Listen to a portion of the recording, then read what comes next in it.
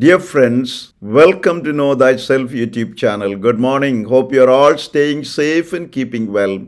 I sincerely thank all of you who have subscribed to this channel and follow the channel. If you find the contents of the videos uploaded in this channel useful, please subscribe to this channel and click the notification or the bell icon so that you can be notified when a video is uploaded. Kindly share the videos with others or on the internet. In the last episode of Know Your Mind segment, we stated and explained three common unconscious and conscious biases and clarified how we can prevent or minimize their impacts on our unconscious thought processes and conscious decision making. In this episode, we speak about another four common unconscious biases, namely name bias, status quo bias, anchor bias, and authority bias, and how we can prevent or minimize their influence on us. 13th, name bias. Name bias consists in preferring certain names over others. Name bias is closely related to age, gender, race, or cultural biases, as the preferred names may be related to one or the other age, gender, racial, or cultural group. Name bias is more prevalent in the area of recruitment. Research has shown that in the United States, white names receive 50% more callback for interviews than African American names. Similarly, Anglo-sounding names are preferred over equally qualified non-Anglo names. Name bias can have a negative impact on diversity among the workforce, resulting in companies missing out talented candidates. You can prevent or minimize name bias firstly, by exchanging names of candidates with the numbers at the initial phase of the recruitment. Secondly, by blocking candidates' personal details on resumes or applications either manually or by using tech software. Thirdly, by training the staff to make sure that they are aware of their biases and that they take appropriate actions to ensure that name bias does not influence their decisions and behaviors. 14th, status quo bias. Status quo bias consists in you preferring the way things are.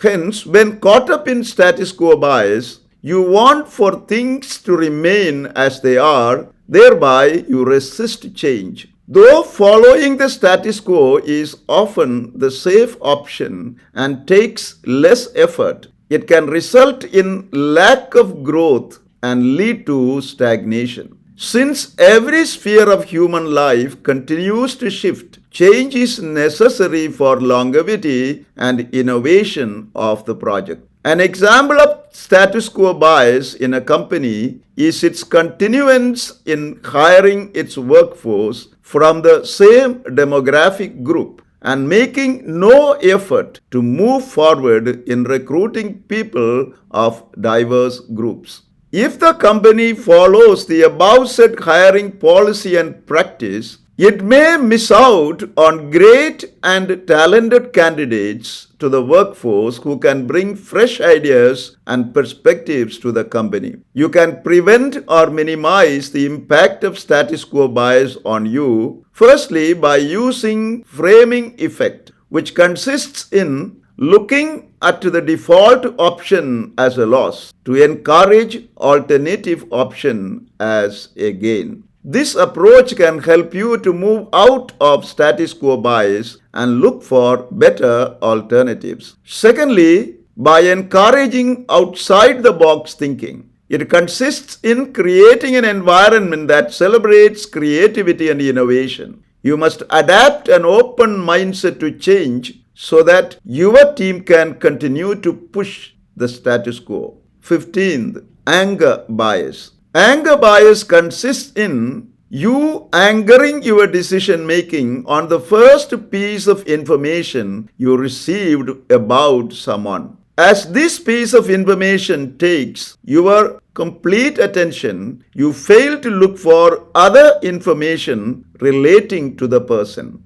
Instead of relying on one piece of information to make your decision, it is important to look at the whole picture. Thus, anger bias makes you to judge people and situations from a narrow perspective. To give an example of anger bias, the first thing you as a recruiter find out about a candidate you are interviewing is that he or she was unemployed for the past 1 year. You get caught up in this fact totally that you fail to assess other qualifications and skills of the candidate. You can prevent or minimize the impact of anger bias on you, firstly, by conducting thorough research regarding the one piece of information you are going to anger your decision on. The first option need not always be the best. Hence, you must explore various possible options and their pros and cons before deciding. Secondly, by letting your decision be challenged by someone you can count on.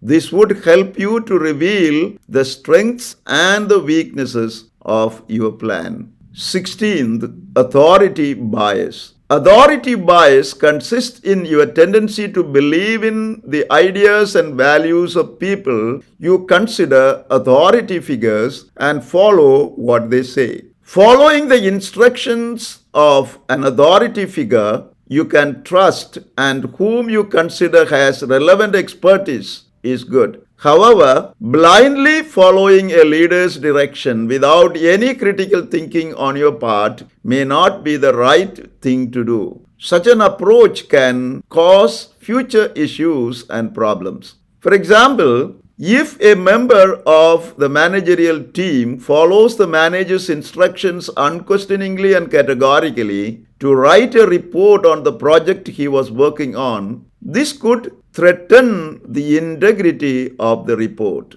To safeguard the integrity of the report while availing the manager's expert instructions, you must seek additional information from other experts on the field so as to minimize potential issues that may arise. You can prevent or minimize the impact of authority bias, firstly, by asking question and clarification. You should not be afraid to ask your manager or the company leaders questions and clarifications. The level of detail they provide would be an indicator if the idea was well thought out or if it is simply their authority coming into play. Secondly, by doing the needed research.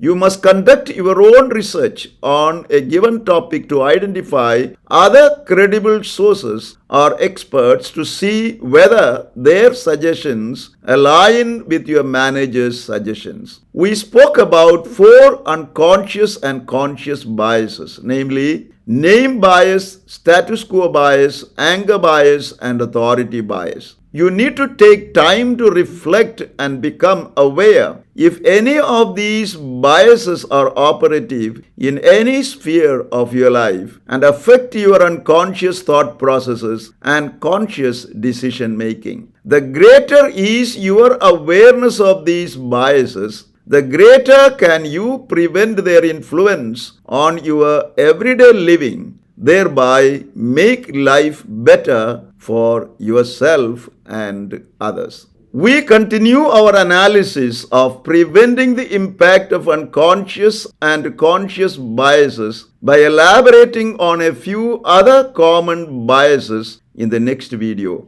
Thank you for watching this video. Stay blessed until we see you again with another video.